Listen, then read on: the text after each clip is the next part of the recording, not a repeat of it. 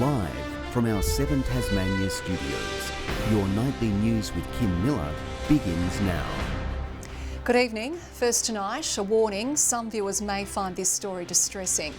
A former inmate at Ashley Youth Detention Centre has revealed how staff would watch on as he was beaten profusely by other detainees.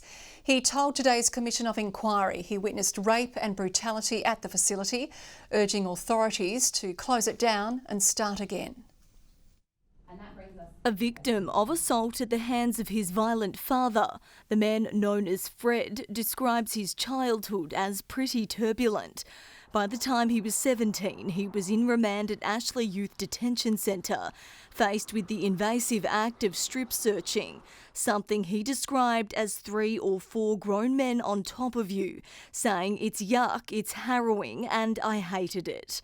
During his 2 stints, the abuse continued, subject to brutal bashings, recounting, "I think the worst couple were one in the gym where officers just stood by and watched me get beaten up." He was placed alongside a few detainees in Franklin Unit, known as the Gladiator Pit for its aggressive nature. Fred also pointed to violent behaviour by employees towards other inmates. "I seen a female detainee dragged from the shower naked by her hair." But his complaints at the time fell on deaf ears, leading him to issue a plea to commissioners today, proclaiming, "Tear the place down and start again. The memories are appalling." At the end of questioning, Fred revealed he now battles with flashbacks and panic attacks because of his time in the facility, which has also left him unable to trust anyone in a position of authority. The Department of Communities also faced questions on the handling of a worker who was stood down 2 years ago for historic child sexual abuse allegations. Can you recall whether you personally were satisfied with the decision to keep him on alternate duties at the centre as an appropriate risk mitigation measure? Personally? Personally. No. Separately, when discussing complaint applications from the centre, Acting Executive Director of People and Culture, Jacqueline Allen, recalled the moment she observed a concerning pattern of behaviour. The same types of abuse, and you can pick up themes, and it's quite confronting. Grace Evans, 7 Tasmanian News. And if you or anyone you know needs help or this story has caused distress, contact the Sexual Assault Support Service on 1800 697 877. Controversial anti-protest laws have been passed by the Upper House a day after members heavily amended them. With a vastly different bill on its hands, the government now needs to decide how best to progress with a signature policy. One final Upper House division on the legislation that's dividing Tasmania. I declare that the division is resolved in the affirmative. The amended Workplace Protections Bill passing this morning, now only a lower house vote away from becoming law. To protect workers in the workplace, to protect businesses and their right to operate, it's a major step forward. It's a sad day for Tasmanian democracy. We've had the Upper House pass legislation which makes this a darker, less democratic island. The bill is substantially pared back. Public annoyance offences have been removed, trespass provisions made to protect industrial action, and the penalties for offenders decreased. The original bill was massive overreach. The Legislative Council saw that and has taken some of the nastiest edges off this bill. You put lipstick on a pig, it's still a pig. And this bill is definitely a pig. It is fundamentally aimed at silencing protest. Despite the changes, the Minister is still calling the vote a victory, having made multiple attempts to pass anti-protest legislation. We are absolutely delighted that a signature policy of our government since 2014 has been passed. The bill won't become law until it returns to the lower house, and there's no timeline for when that will happen. We will receive that bill later today, and we will take advice on the bill. Where to from here? Still unclear. Josh Duggan, 7 Tasmanian News. Teachers have taken to the roadside calling for more resources and improved working conditions. Staff from Blackman Bay's Illawarra Primary greeting school traffic this morning, saying calls have fallen on deaf ears. I feel like teachers constantly feel like they're letting their students down because they cannot manage to cater for all the variety of needs, of learning styles in our classrooms. I think we want to see more in-class support, more professional support staff, and we need more time to teach. So teachers have actually got time to plan and prepare lessons. An Education Department spokesperson said it wasn't possible to continue with good faith negotiations while industrial action is underway. The state government requested a swift parrot recovery plan be changed to play down the role of logging, according to documents released under Freedom of Information. They show the Environment Department requested to remove mentions of native forest logging as it was concerned about an imbalance in narrative. The document had straight out censorship. It was doctoring out the science and the reality that native forest logging is what is the greatest threat to the swift parrot. We've got measures in place of more than 9,000 hectares of swift parrot habitat that is protected to support the protection of the swift parrot. Asked what they knew about the changes, Environment Minister Roger Jensch and Resources Minister Felix Ellis took the question on notice. Federal Group's pokies monopoly is over, with a second operator to enter the state. Max Gaming, which is a Tabcorp subsidiary, has been given a 20-year contract to provide electronic gaming services in all pubs and clubs. They will pay an upfront contribution of $3 million, which the Treasurer says is for the benefit of the community. Tasmanians have lost $178 million to pokies in the past year. A gunman is on the run after shooting a woman in South Launceston last night. The offender peppered bullets into a roller door, striking the victim in the leg. Police inspect the shed sprayed with bullets around midnight last night. A man being questioned, unhappy with the media attention. He later shielded the bullet holes. One shot struck a woman inside. She was sent to hospital with a wounded leg. There was cars getting around and lights. It woke me up anyway. Police say the victim lived at the address. Neighbours told us people were frequently coming and going leading up to the trouble. A thorough search of the entire area, not just that residence, but the entire area was undertaken, and there was some evidence located. Police are confident the shooting was targeted and everyone involved was known to each other.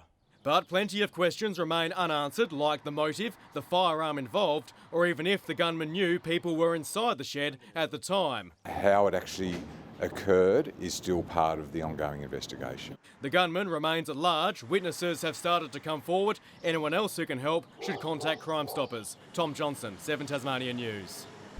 A fire at Ulverston last night has been deemed accidental. The blaze broke out at a laundromat on King Edward Street, causing damage to the premises. Crews from Ulverston, Devonport and Forth Valley arrived at the scene shortly after 2 a.m. The fire is believed to have started from contents in a dryer. The coroner has published a report into the death of a Queensland pilot in Tasmania's southwest. Nikita Jo Walker died in December 2018 when her Britten-Norman aircraft crashed while en route to Bathurst Harbour. Coroner Simon Cooper said he was satisfied the crash was an accident and the evidence does not point to any particular cause. He made no recommendations. Ms Walker was flying solo. An expansion of Hobart's southern outlet will go ahead with property acquisitions completed. 3 homes have been purchased by the government, all sold voluntarily. 4 more properties have had portions of their land purchased. More consultation will occur with property owners affected on Macquarie Street. The project will go to tender later this year. Sunny skies have rolled in for day 2 of AgFest, bringing with it plenty of foot traffic. More than 9,000 patrons have already flooded through the gates. There have been some problems with cars getting bogged. We do have a little bit of an issue with some of our volunteers copping a little bit of abuse from patrons in car parks. We just do ask people to be as kind as possible and understand that we are all volunteers and we are doing the best we can with circumstances. The Northern Agricultural event will conclude on Saturday before returning in May next year. From Circular Head to Port Signet, Men's Shed members from all corners of the island have gathered in Longford for their annual meeting. The association launching a new online health tool to help those struggling with their mental health. The key takeaway of the Tasmanian Men's Shed Association's annual gathering is it's okay to not be okay. You must have support, and I had a lot of it. But I was the silly one, not admitting it. Lindsay Morgan suffered from a heart attack in 1995, which spurred on a lengthy mental health battle. When you have a cardiac arrest, your heart stops, the blood stops going to your brain, and that can and will upset the chemical balance. Unwilling to admit defeat, Lindsay suffered from depression over the next decade. I dismissed that, but I did, and I'm very thankful for an excellent family, excellent wife, and great mates. Highlighting the importance of surrounding yourself with a solid support group. Most of us that have sat down and had a coffee with a member of the shed anywhere in Tasmania have had someone say, if it wasn't for the men's shed, I don't know where I'd be today. The number of Tasmanian sheds has tripled in the past 3 years, with 71 now spread across the state. What it tells us is that there is a great need for places for men to go, but it really is giving men purpose, place, a sense of achievement and mateship. Good old-fashioned mateship is what it's really about. The association has now developed an online health hub offering free information for those who may need help. Get on, have a look. You'll find the link to whatever you might need that is challenging your health, mental or physical, whatever it might be, there'll be something there for you. Showing support for sufferers by asking them to speak up. If you're feeling like you're in trouble, pick up the phone, call your GP and talk to your mates. McKenna Bailey, 7 Tasmania News. A well-known fundraiser has blossomed for another year as Daffodil Day sees volunteers setting up to sell fresh cuts and merchandise. It's a cause close to home for many Tasmanians, with more than 10 people diagnosed each day. I've had family members that have been impacted by cancer, most definitely people who have survived cancer. I'm overwhelmed. We've even had people this morning just donating, no, I don't want any daffodils, but here's some $20. Aiming to raise $80,000 statewide, the funds are being put towards research. A new exhibition is highlighting a sweet exchange between a group of overseas expeditioners and Lansdowne Crescent primary school students. More than 700 letters and drawings were sent to the travellers while they were confined in quarantine during a visit to Tasmania at the height of the pandemic. The event is part of the Antarctic Festival, highlighting one of Tasmania's biggest sectors. $160 million a year invested into our economy, nearly 1,000 jobs as a result of Hobart being the gateway to the Antarctic. The exhibition will run until September 25 at the Tasmanian Museum and Art Gallery. The RACT is switching up its key demographic using Book Week to roll into primary schools and hone in on basic road awareness. Experts say the initiative is vital to ensuring our smaller students make it to and from school safely each day. Little brains learning life-saving lessons. Why is it important to be safe around the roads? So you don't get squashed. The RACT hopping aboard Book Week. We can see Billy and Dad here crossing at the zebra crossing, holding hands and being safe crossing the road. Driving up a discussion about road safety through its new picture book, Yippee. Children's perception isn't as strong as an adult. Younger kids we know are actually more likely to be involved in accidents that involve someone else. Ensuring students are aware of their surroundings, teachers and road experts say it's never too early to develop these basic safety skills. You cross the road and hold your mum, hold your hands. This kinder cohort also lining up to inspect the RACT patrol vehicle. While children in the classroom were today's target, the RACT says it's a timely reminder for anyone buckling up behind the wheel to help prevent further tragedies on Tasmanian roads. Our kids pick up our social cues. They're very quick to see if we're using our mobile phones, if we're not paying attention. The RACT accelerating its attempt to improve driving behaviours as it awaits the results of a road safety inquiry. Brianna Boylan, 7 Tasmania News. Launceston midfielder Joby Harper has been named the skipper of the TSL's Team of the Year. His coach Mitch Thorpe was named to guide the side, while North Launceston's Brad Cox-Goodger is vice-captain. Kingborough's Kieran Lovell was named in the midfield. His Tigers are in their best position ever for a tilt at the TSL title. My role this year has been a lot easier than in years gone by because we've got a lot more support in the whole team. We had a player selected on each line of the field in the team of the year, so that shows sort of the depth in our squad these days.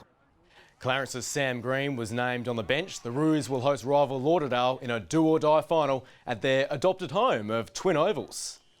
We'll make this our home and turn it into the pouch for the weekend and kick Lauderdale back down to the tip, hopefully.